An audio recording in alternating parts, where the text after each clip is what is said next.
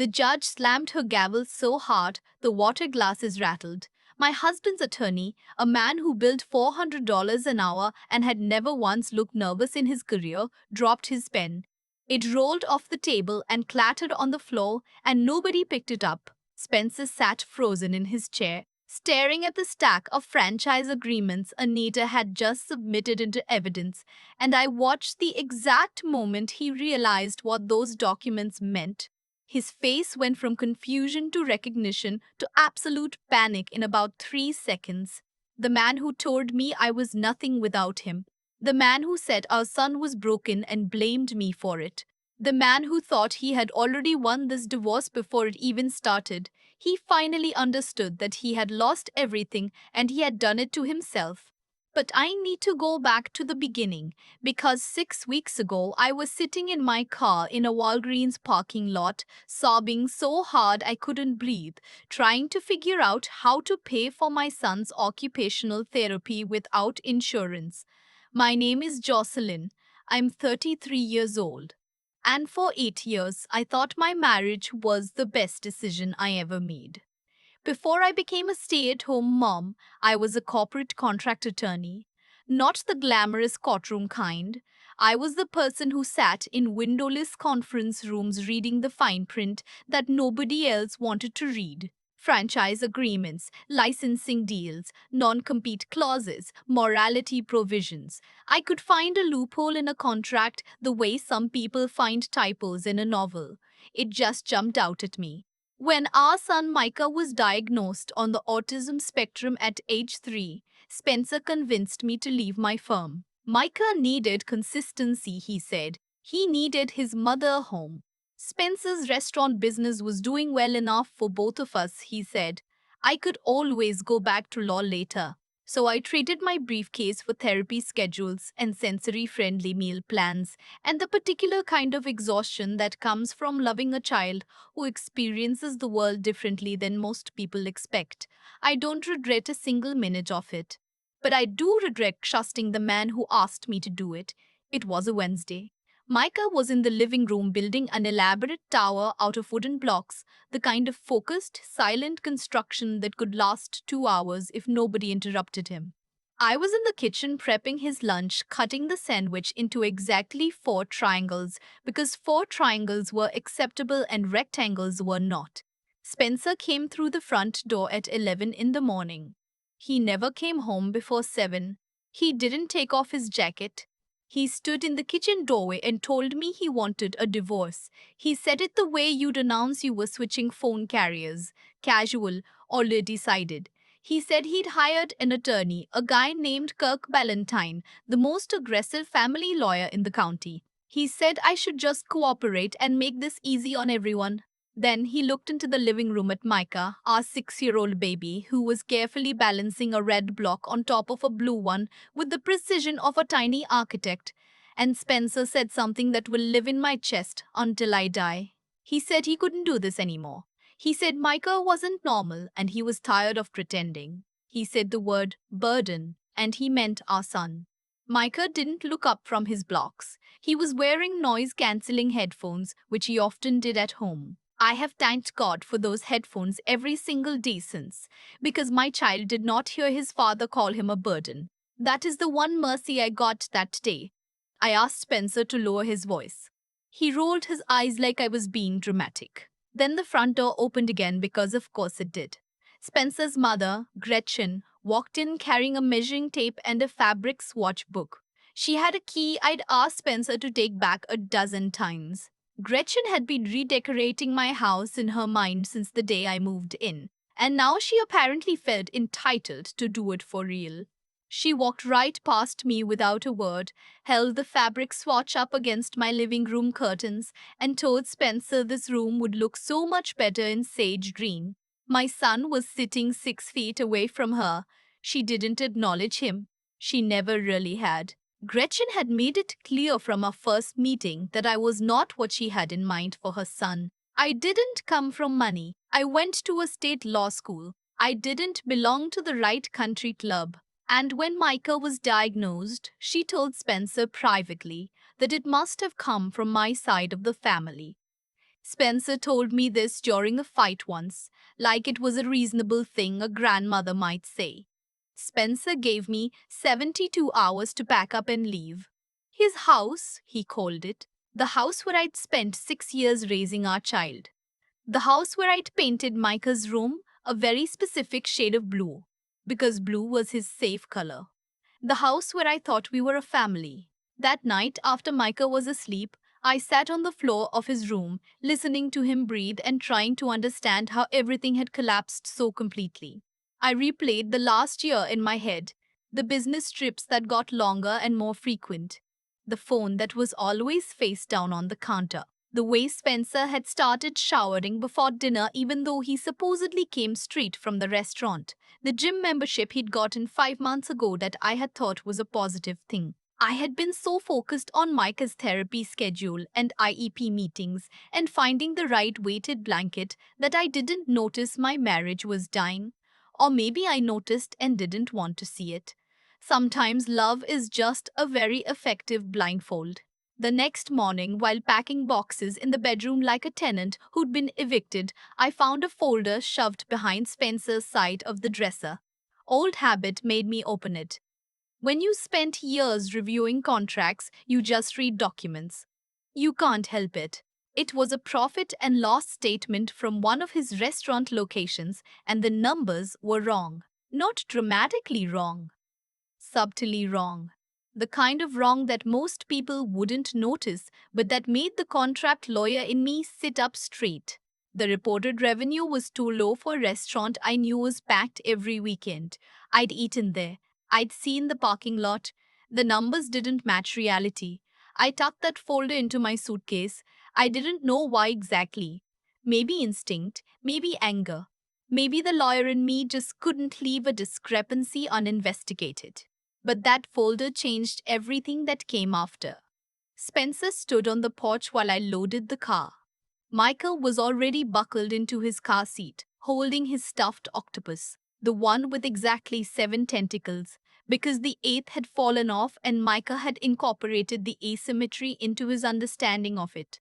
Spencer didn't say goodbye to him, didn't even walk to the car. He checked his watch and went back inside. I drove to a furnished apartment I'd found on Craigslist that morning. 2 bedrooms, thin walls, a parking lot view. I sat on the mattress that smelled like someone else's laundry detergent and tried to figure out how to rebuild a life in 72 hours. But I had that P&L statement, and I had a law degree Spencer had apparently forgotten about. Before we continue, if you're enjoying this story, please subscribe and tell me in the comments where you're listening from and what time is it there. I read every single comment and I appreciate each one of you more than you know. Your support truly keeps me going. Spencer didn't just want to end our marriage, he wanted to erase me. Within 2 weeks, people I'd known for years stopped returning my calls. Our neighbor, who used to watch Micah during my dentist appointments, suddenly couldn't make eye contact at the grocery store. A mom from Micah's therapy group told me, apologetically, that Spencer had been telling people I was emotionally unstable, that I'd been neglecting Micah, that I had issues. He'd been building this story for months, I realized. Quiet comments at school pickup, concerned whispers at neighborhood barbecues. He was writing the narrative of our divorce before I even knew we were having one. But the worst thing he did, the thing that turned my sadness into something with teeth, came in an envelope from our insurance company. Spencer had removed Micah from his health plan. My son, who needed weekly occupational therapy, who saw a developmental pediatrician every 3 months, who was just starting to make progress with his speech therapist, gone, no coverage, effective immediately. The first bill arrived 4 days later. Occupational therapy, one session, $640. Our monthly rent was $900. He was using our child's medical needs as leverage. He was betting that I would be so terrified about Micah's care that I'd sign whatever settlement his lawyer put in front of me just to make it stop. And for about 48 hours, he was right. I almost did. I sat in that Walgreens parking lot after trying to fill Micah's prescription and being told the amount without insurance. and I seriously considered calling Spencer and accepting whatever crumbs he wanted to give me. I was that scared. I was that beaten. Then Micah knocked on the car window from his car seat. He'd unbuckled himself, which he'd only recently learned to do, and he was pressing his face against the glass, making a fish face. He did this thing where he puffed out his cheeks and crossed his eyes, and it was the most ridiculous, wonderful thing in the world. And I laughed. In that parking lot, broken, terrified, and lost, I laughed until I cried. And I decided I was done being afraid. I went home and pulled out that P&L statement. I spread our tax returns across the kitchen table after Micah went to bed. I dug out every financial document I'd saved over the years because lawyers are hoarders of paperwork and I was no exception. I started reading them the way I used to read contracts, line by line, looking for what didn't belong. My college roommate Sabrina had gone into forensic accounting after we graduated. We'd taken some of the same finance courses and stayed close over the years. I called her at 10 at night and explained what I was looking at. She was at my apartment by 11 with her laptop and a box of donuts. She said this was her idea of a perfect Tuesday night, and she wasn't even joking. Within 3 hours, Sabrina had mapped out a pattern. Spencer had been underreporting revenue from his 3 restaurant locations for at least 4 years. Cash transactions that never hit the books. A second point of sale system that she found references to in an old email I'd saved. The gap between what the restaurants should have been earning and what Spencer reported was roughly $350,000. Money hidden from me, from his business partners, and from the IRS. But that wasn't even the big discovery. The big discovery was the house. Our house. The house Spencer kept calling his house. When we bought it 7 years ago, I was dealing with severe morning sickness with Micah. Spencer handled the closing. He brought me papers to sign between bouts of nausea, and I signed them because I trusted him completely. We used $65,000 from my father's life insurance policy as the down payment. My dad had died of a heart attack during my second year of law school. That money was the last thing he ever gave me. I pulled up the deed online. My name wasn't on it. Spencer had put the house solely in his name, purchased with my dead father's money, and I never knew because I never looked. Because I trusted my husband. I called Sabrina back. She asked if I had the bank records showing the transfer. I had everything: the life insurance payout, the wire to the title company, the closing statement with the exact amount. She went quiet for a moment and then she said Spencer had made a very, very expensive mistake. But we found more. A separate bank account at a credit union across town with over $170,000 in it. Money that had been siphoned from restaurant revenue over years. Money that should have been marital property. Money that could have been paying for Micah's therapy without me losing sleep over every single bill.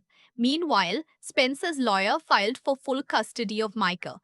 The motion claimed I was financially unstable and unable to provide a suitable environment for a special needs child. The man who called his own son a burden, who pulled his insurance, who had never once attended a therapy session or an IEP meeting, wanted a judge to believe he was the better parent. It wasn't about Micah. Spencer didn't want to be a father. He wanted custody as a weapon, a way to force me into surrendering on the financial settlement. Micah was a bargaining chip, and the thought of that made me so angry I could taste metal. I needed a lawyer. Not just any lawyer. I needed someone who wasn't afraid of Kirk Ballantyne and his reputation. Someone who could look at what Sabrina and I had found and know exactly what to do with it. Anita Voss walked out of a converted brownstone on Maple Street, above a Thai restaurant. Her office smelled like pad see ew and old paper. She'd been practicing family law for 20 years and had beaten Ballantyne in court 3 times. He reportedly refused to acknowledge her at legal conferences, which she told me with visible delight. I couldn't afford her standard rates. I was honest. But Anita looked through our evidence binder page by page, eyebrows climbing higher with each document. When she finished, she closed the binder and smiled like a cat who'd just spotted a mouse in an open field. She said she'd take it on a modified contingency. Small retainer now, and she'd collect when we won. because we were absolutely going to win. She called Spencer's position a sandcastle at high tide. I used what was left in my personal savings, money I'd squirreled away over the years in a separate account Spencer didn't know about. My dad used to tell me to always keep something hidden for emergencies. He called it walk away money. At the time, I thought he was being paranoid. Turns out he was being prophetic. Anita's first instruction shocked me. She said to play weak, let Spencer believe he'd already won. Be meek on the phone. Seem overwhelmed by the legal process. Let his lawyers get comfortable and arrogant, because arrogance makes people sloppy, and sloppy people leave doors open. So I acted. When Ballantyne's office sent threatening letters about the custody motion, I responded with timid requests for extensions. When Spencer called to tell me I should just accept his offer, 800 a month in child support based on his fake income numbers, I let my voice crack. He laughed and told me to be smart for once. I said I'd think about it. I was thinking about it. I was thinking about the hidden accounts, the fraudulent tax returns, and the clause in his franchise agreements that I'd pulled up on my laptop that very morning. Section 12.4 Morality and Conduct Provisions. Spencer's restaurants operated under a franchise model with a parent company based in Atlanta. The franchise agreement, which I had actually reviewed for him when he first signed it 8 years ago, contained a morality clause. Fraud, embezzlement, or conduct that brings disrepute to the brand constituted grounds for immediate termination of the franchise license. Spencer had forgotten that I was the one who read that contract. He had forgotten that I was the one who flagged that clause and told him to be careful. He'd smiled and kissed my forehead and said he'd never have to worry about that. Then there was Phoebe. Phoebe Nakamura had been Spencer's bookkeeper since his second restaurant opened. Quiet, precise, the kind of woman who color coded everything and remembered every number she'd ever entered into a spreadsheet.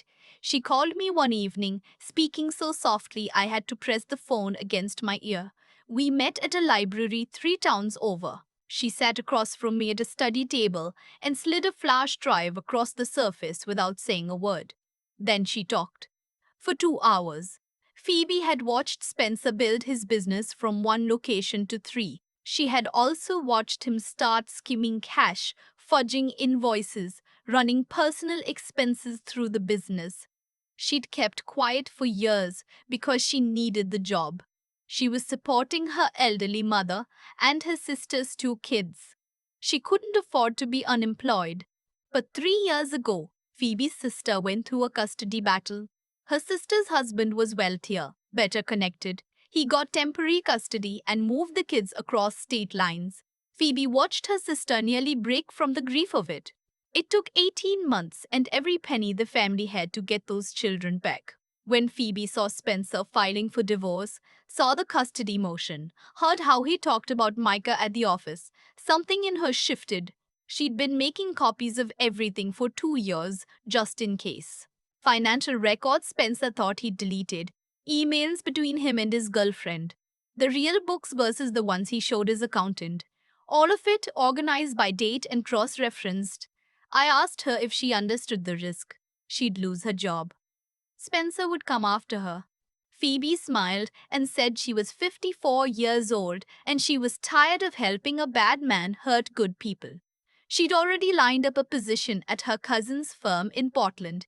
She was leaving either way, but she wanted to leave knowing she'd done the right thing. The flash drive contained the complete financial reality of Spencer's business. Every hidden transaction, every fake invoice, every dollar that should have been reported and wasn't. It also contained receipts for gifts to his girlfriend, a woman named Zara who managed his flagship location, a car, jewelry, a condo lease downtown that Spencer was paying for with business funds and writing off as a corporate apartment. Zara. I'd met her at the restaurant's holiday party 6 months ago. She'd complimented my dress and asked how old Micah was. She already knew the answer, of course. She'd been sleeping with my husband for over a year by then. But she'd stood there smiling at me, holding her champagne, making small talk with my son's mother while wearing earrings my husband had bought her. I didn't check her social media. I'd learned enough. Anita reviewed Phoebe's documents and went still for a long time. Then she said this was the most comprehensive evidence package she'd ever received, and that we weren't just going to win the divorce, we were going to dismantle Spencer's entire operation. We prepared 4 copies of the evidence, one for the court, one for the IRS, because tax fraud is a civic matter and I am a law abiding citizen, one for the franchise parent company in Atlanta, and one for Spencer's 2 business partners, decent men I'd met at dinners over the years who had no idea their partner was stealing from them. The franchise company received their copy 5 days before our hearing. Spencer's partners received theirs 3 days before. Neither told Spencer they'd seen anything. Spencer called me the night before the hearing, relaxed, cheerful. He told me he and Zara were looking at vacation rentals in Turks and Caicos to celebrate after his victory. He suggested I use my settlement wisely, since it was the most I'd ever get from him. I told him that was good advice. I wished him a nice evening and hung up. Then I sat in Micah's room and watched him sleep with his octopus tucked under his arm and his weighted blanket pulled up to his chin, and I felt something I hadn't felt in weeks. Not afraid. Not angry. Ready. The courtroom smelled like floor polish and old anxiety. I wore a navy blouse and simple earrings. Anita had told me to look like what I was, a responsible mother, not whatever Spencer had been telling people. Spencer arrived with Valentine like they were walking into a celebration. Tailored suits, easy confidence, the posture of men who had never been told no by anyone who mattered. Valentine carried a monogrammed briefcase. Spencer winked at me from across the aisle. He actually winked. Gretchen sat in the gallery in a cream-colored blazer, hair freshly done, notebook in her lap. I knew she planned to write down every detail of my humiliation to share with her book club. Zara was 3 rows behind her, scrolling her phone, looking bored. I wondered if she'd already packed for the Caribbean. And in the back row, Spencer's 2 business partners sat together. They had not told him they were coming. Their faces were blank. That blankness was worse than any expression could have been. If you're still with me, thank you so much for listening. If this story is speaking to you, please take a moment to tap that like button and share it with someone who might need to hear it. Every like, every share, every comment means the world to me and keeps these stories coming. Now let me tell you what happened next. The judge entered. Everyone rose. Judge Carmichael had silver-framed glasses and a reputation for having exactly zero tolerance for dishonesty in her courtroom. She looked like your high school principal if your principal had a law degree and a 30-year vendetta against liars. Valentine went first. He painted a portrait of Spencer as a hard-working entrepreneur saddled with a wife who contributed nothing. He used words like erratic and emotionally volatile and unsuitable home environment. He expressed deep concern for poor Micah, who desperately needed the stability only his father could provide. It was a compelling performance. Total fiction, but compelling. Then Anita stood up. She started small. Gentle questions about the marriage, the house, the finances. Spencer answered smoothly. Yes, the house was in his name. No, his wife had not contributed financially. She had no income during the marriage. She was a homemaker. Anita nodded like that was perfectly reasonable. Then she introduced Exhibit 1. The wire transfer records from my father's life insurance payout. $65,000 sent directly to the title company on our closing date. The memo line reading down payment. The insurance company records tracing the funds from my father's policy through my personal account to the house purchase. A house Spencer just told the court I had not contributed to. Spencer's jaw tightened. Valentine whispered something in his ear. The judge removed her glasses and looked directly at Spencer. She asked him to explain the discrepancy between his testimony and the financial records. He mumbled something about joint marital decisions being complicated. She did not look impressed. Then came the hidden accounts. Exhibits 2 through 8. the credit union account with $170,000, the underreported restaurant revenue, the cash that never hit the books, the second POS system. Every dollar mapped and documented and traced back to its origin. Money that should have been disclosed as marital property. Money that could have paid for Micah's therapy 100 times over without me crying in a pharmacy parking lot. Valentine's composure cracked. He objected. Overruled. Objected again. Overruled, objected. His legendary courtroom cool was evaporating in real time. Anita introduced the franchise agreements next. The actual contracts, which I had helped Spencer review 8 years ago. She directed the court's attention to Section 12.4, the morality and conduct clause. She explained that evidence of fraud had been provided to the franchisor, who was present via legal counsel in the gallery today. I hadn't noticed the woman in the gray suit until Anita pointed her out. Corporate counsel from Atlanta, sitting perfectly still with a legal pad full of notes. Spencer turned around and saw her. Then he saw his partners. Then he saw the complete architecture of his life, collapsing in real time, like a building demolition in slow motion. Anita introduced Zara. Not the woman herself, who was by now staring at the exit. The receipts. A leased BMW. A downtown condo paid through the business. Jewelry. Dinners. Weekend trips. All categorized as business expenses. All deducted from taxes. Zara did not make it to the back of the courtroom before the gallery door closed behind her. She was gone in under a minute. Turks and Caicos was definitely off. Gretchen sat motionless. Her notebook had fallen to the floor. She did not pick it up. This was not the story she had come to witness. Spencer stood up and shouted. He said I'd fabricated everything. He said this was a conspiracy.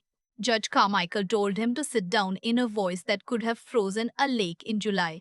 She said she had presided over a great many cases and encountered a great many liars, but the sheer scope of deception in this one was remarkable. And not, she added in a complimentary fashion. She looked at Spencer the way you look at something you found in the back of the refrigerator that should have been thrown out weeks ago. The ruling came down like a hammer.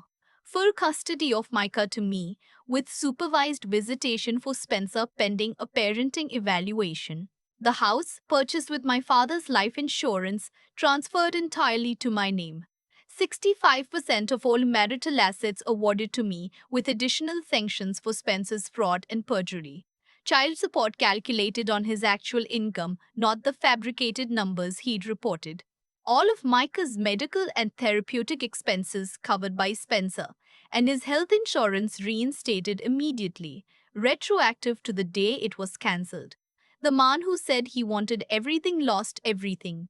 The man who told me to get out of his house was now legally required to leave mine. The man who called his son a burden would spend the next 12 years paying for his care whether he wanted to or not, but the courtroom was just the start. The IRS opened an investigation within a month. Tax fraud, especially well-documented tax fraud, does not go unanswered. Spencer's accounts were frozen. His passport was flagged. Turks and Caicos would have to wait, possibly forever. The franchise parent company terminated all 3 of his restaurant licenses within 6 weeks. Section 12.4. The clause I flagged 8 years ago. The clause he kissed my forehead over and told me he'd never have to worry about. His restaurants closed. His name was removed from the signage. His business partners sued him for embezzlement. They wanted their money back, plus damages, plus legal fees. The men who used to shake his hand at holiday parties were now shaking hands with their own attorneys. Ballantyne quietly withdrew from Spencer's case, citing scheduling conflicts. Apparently, the most aggressive family lawyer in the county had other things to do when the case stopped being winnable. Gretchen deleted all her social media posts about the divorce. The proud mother who had celebrated my removal from the family was suddenly unavailable for comment. Mutual friends told me she was telling people she'd always had reservations about Spencer's character. That woman could rewrite history faster than she could redecorate a living room. Zara vanished from Spencer's life the same day the ruling came down. The condo lease was in his name, and with his assets frozen, there was no one paying the rent. The BMW was repossessed 2 weeks later. I don't know where she went, and I found that I genuinely didn't care. She wasn't the problem, she was a symptom. Spencer had plenty of issues that existed long before she showed up. Phoebe retired right on schedule. She sent me a card with a handwritten note inside. She said her sister had read about the case and cried, and that sometimes the system actually works. I keep that card on my desk at my new job because, yes, I went back to work. It turns out that contract attorneys who can dismantle a fraud scheme from their kitchen table are in demand. Sabrina connected me with a firm that specializes in franchise compliance review. I had two offers within 3 weeks. I chose the one with the best benefits package and the most flexible schedule for a single mom raising a child with specific needs. My skills had been dormant for 6 years, but they woke up sharp. Micah and I moved back into our house.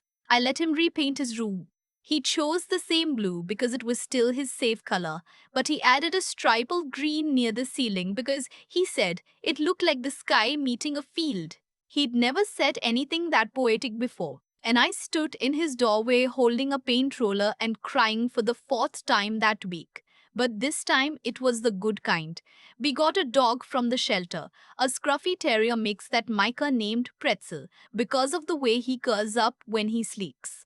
Pretzel sits next to Micah during his therapy sessions now, and his therapist says the progress in the last 2 months has been extraordinary. Consistent environment, stable routine, a home where he feels safe and loved. Funny how that works when someone isn't calling him a burden. He still asks about his dad sometimes. I tell him the truth in ways a 6-year-old can hold.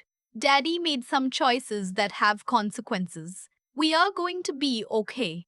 We are more than okay. Last week, I ran into Spencer at the post office. He looked diminished, smaller. The tailored suit was gone, replaced by a wrinkled polo and jeans that didn't quite fit right. He saw me and opened his mouth, then closed it again. No words, nothing to say, or maybe nothing I would want to hear. I walked past him without breaking stride. I had nothing left to give that man, not even a reaction. Some people think being quiet means being weak. Some people think patience means surrender.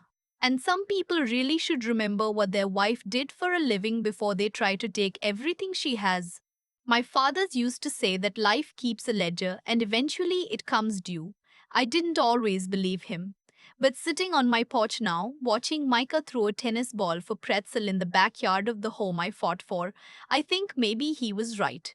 Justice doesn't always come fast, but when it comes complete. Thank you so much for watching. More of my most ripping stories are already on your screen. Click one now and don't miss the best part. You'll love it. See you in the next one.